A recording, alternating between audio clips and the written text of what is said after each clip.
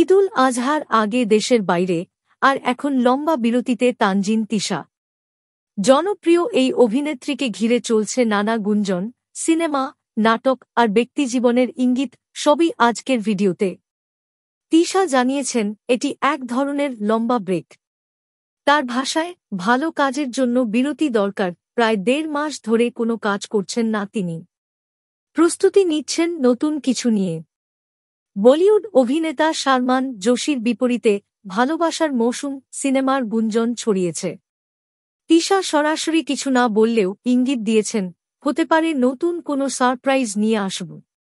চলতি মাসের শেষে আসছে খোয়াবনামা। ভিকি জাহেদের পরিচালনায় তিশাকে দেখা যাবে তৌসিফ মাহবুবের বিপরীতে। নাটকটি মুক্তি পাবে ক্যাপিটাল ড্রামা ইউটিউব চ্যানেলে। তিশা বলেন, গুঞ্জন নিয়ে আমি কম পরোয়া করি। দর্শকরা আমাকে পছন্দ করেন আমার কাজের জন্য। কাজের প্রতি তার ভালোবাসা ও ডেডিকেশনই তাকে আলাদা করে তোলে। তানজিন তিশা কি ফিরছেন নতুন চমক নিয়ে?